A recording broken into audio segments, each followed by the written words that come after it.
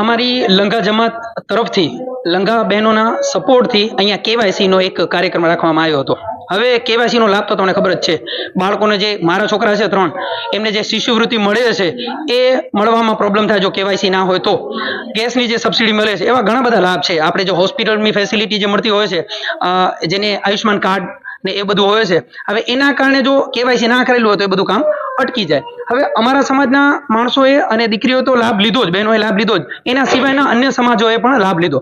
અને હું તો આભાર વ્યક્ત કરું છું અહીંયાથી તમારા માધ્યમથી કે અમારા જે જેતુનબેન છે અને બીજા જે બેન છે જેનું નામ મને નથી આવડતું, મામલતદાર સાહેબ શ્રીએ મોકલ્યા છે, એમનો પણ અહીંયાથી અત્રેથી આભાર વ્યક્ત કરું છું કે આવ્યા. અને મને એવું લાગે છે કે લગભગ આંકડો તો ફિક્સ ના કહી શકું, પણ લગભગ 92 જણા તો મેં ગણ્યા કે 92 જણા તો કેવાયસી કરાવીને ગયા છે. ઘણી બધી પ્રોબ્લેમ હતી, ઘણી બધી ગળદી હતી, છતાં પણ બહેનોને ખૂબ જ સંતોષપૂર્વક એમણે ઠંડો સ્વભાવ રાખીને જવાબ આપ્યો અને ઘણું સારું કામ થઈ ગયું છે. અને કેવાયસી મેં ખુદે કરાવ્યું છે. મને એવું લાગતું હતું કે આની કોઈ જરૂર હોતી નથી, પણ હવે મને રિયલાઇઝ થાય છે કે આ બધું છે એ જરૂરી છે સરકારી યોજના માટે પણ. અને જે શિક્ષિત વ્યક્તિ હોય છે એને તો જરૂરી હોય જ છે.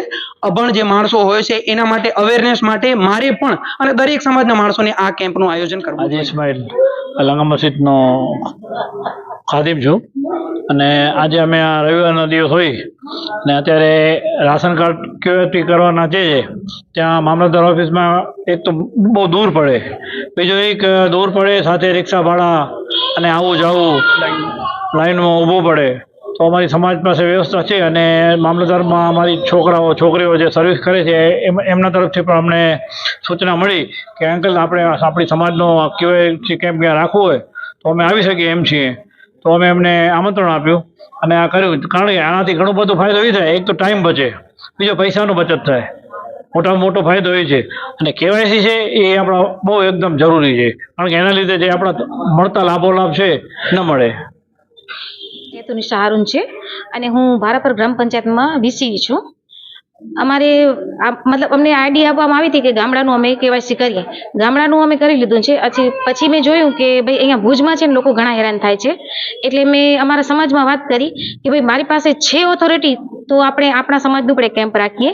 તો આજે અમારા સમાજ દ્વારા લંઘા મસ્જિદ નાગરચકલામાં કેવાયસીનો કેમ્પનું આયોજન કરવામાં આવ્યું છે, જેમાં અમારા સમાજના અને સાથોસાથ આજુબાજુના બીજા પણ ઘણા લોકો એનો લાભ લીધો છે. હું એમ જ કહીશ કે ભાઈ જેમ અમારી સમાજે આ કેમ્પ ગોઠવ્યો, તમે જાગૃત થાઓ અને તમારી સમાજમાં કેમ્પ ગોઠવો. અને જો તમને એવું લાગે કે તમને અમારી મદદની જરૂર છે તો અમે બંને બહેનો ત્યાં હાજર રહીશું કેમ્પ કરવા માટે.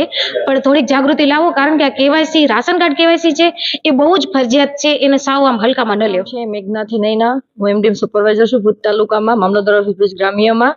અને આજે જે લંઘા મસ્જિદ છે, જે લંઘા સમાજ દ્વારા જે કેમ્પનું આયોજન કરવામાં આવ્યું છે, તે અમે મામલતદાર ઓફિસથી એમડીએમ શાખા તરફથી અમને લોકોને અહીંયા આમંત્રણ આપવામાં આવ્યું છે. અને અમે અહીંયા કેમ્પમાં સાથે મળી અને લોકોના જે કેવાયસી કરવાના હતા અપડેટ, એ કામગીરી અમે બહુ સારી રીતે કરી શક્યા છીએ. અને સમાજ દ્વારા અમને બહુ સપોર્ટ પણ આપવામાં આવ્યો છે. અને અહીંયા 94 જેટલા કેવાયસી આજે કરી દેવામાં આવ્યા છે.